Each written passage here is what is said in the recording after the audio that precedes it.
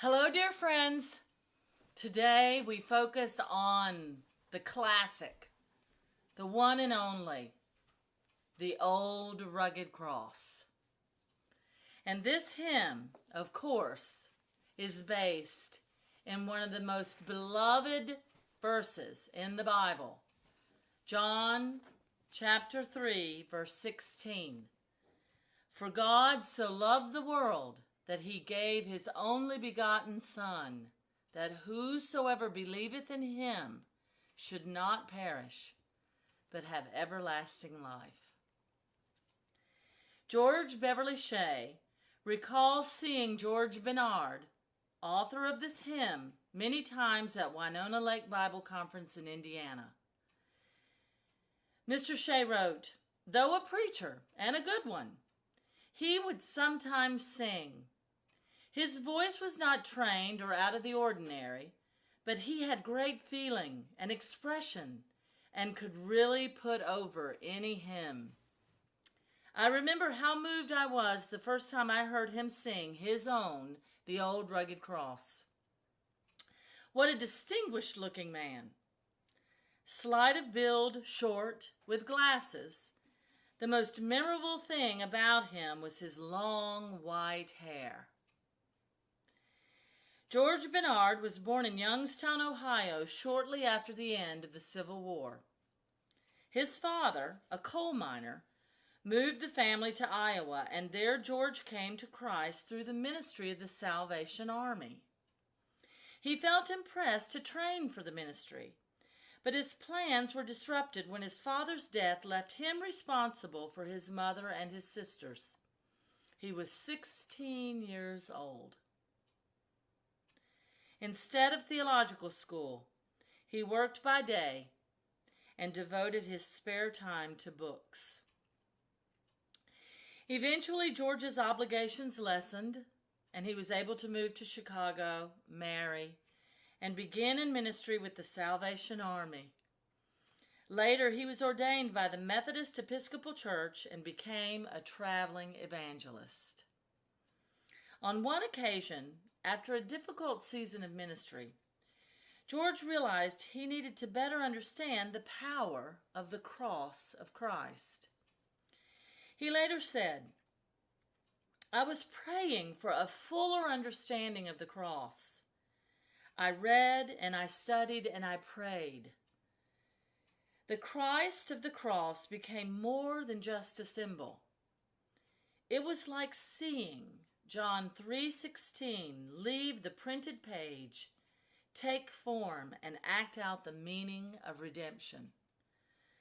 While watching this scene with my mind's eye, the theme of the song came to me.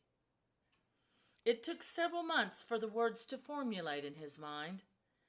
As he preached through the Midwest, George would carry the words with him, working on them, polishing them, and sometimes singing them in his meetings. It always struck a chord with his audiences. At last, his hymn finished, George went to the home of his friends, the Reverend and Mrs. L.O. Boswick, and sang this hymn for them. After the last note, he looked at them and said, "Will it do?" The Boswicks were so moved that they helped pay the fees to have it printed, and it soon began appearing in hymn books across America. So I loved what this story said. It spoke to me in several ways. First, that these hymn writers, who were also oftentimes ministers, they really were in a state of study and prayer and meditation on these texts, to know that the old rugged cross comes from that experience in George Bernard's life, where he dwelt on that powerful verse out of John 3, verse 16. And then what I also loved is how the process was a part of the hymn that we now know and loved. When it said it took several months after having that incredible experience for the words to this hymn to formulate in his mind. It said that George carried the words with him, working on them, polishing them, and sometimes singing them in his meetings.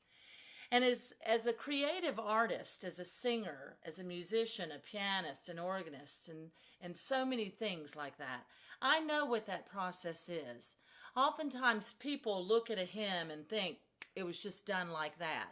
Or they look at a performance, or they experience an anthem sung by the adult choir or the children's choir and think, oh, that when it touches you and when it's so good, they think, oh, that was just done like that.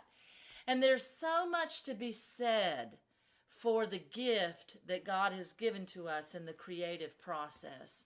And a hymn like this, as so many of these hymns, when it talks about that, I'm always moved deeply in my heart and my soul that is a part of how these things are created, and that they come to us in these finished forms, often through deep prayer, through deep study, through putting it in front of people and saying, do you like that? Does that work? Does that move you? And so that relationship there again between the text writer, the hymn writer, and people who heard that in the beginnings of this particular hymn of the Old Rugged Cross, that was a part of what gave us this today. And I was really deeply moved by that when I read this commentary. And I know that for myself, I'll never sing this hymn again without thinking that and understanding that that was the process that gave us a hymn like the Old Rugged Cross. And as we often say in our worship, thanks be to God.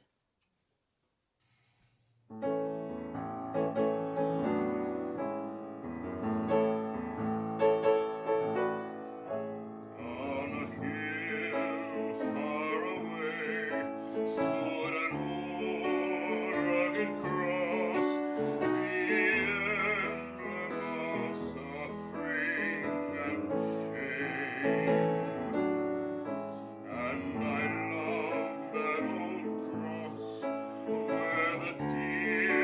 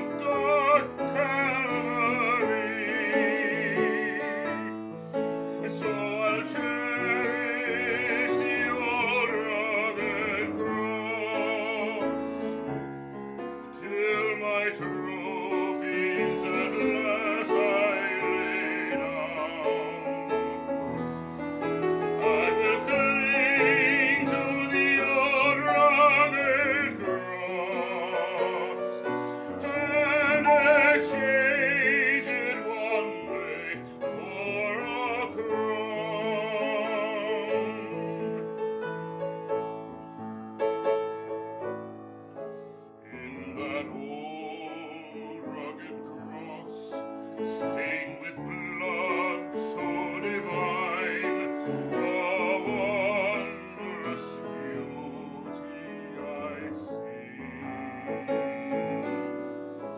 For it was on that old cross Jesus suffered and died to pardon and sanctify me.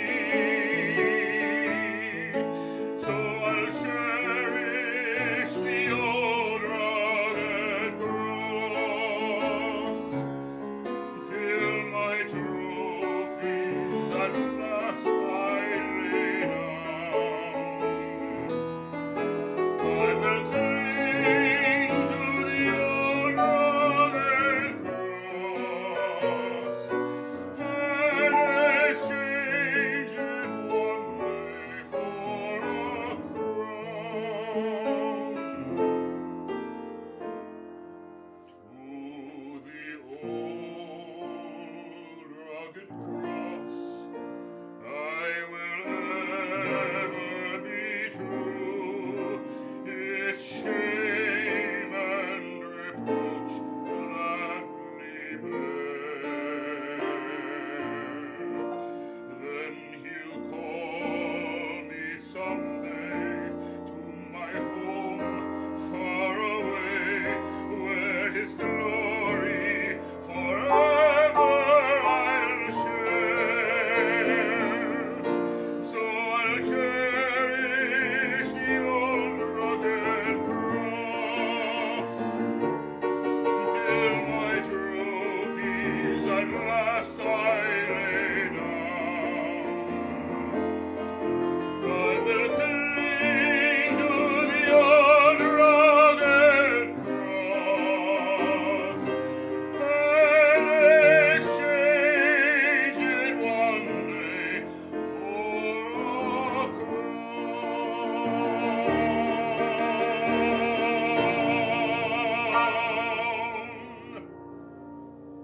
It doesn't get any better than that, folks. Pretty good tune. Pretty good tune, and what a fabulous message. So go out into the world, love one another, take care of one another, and we'll see you again really soon.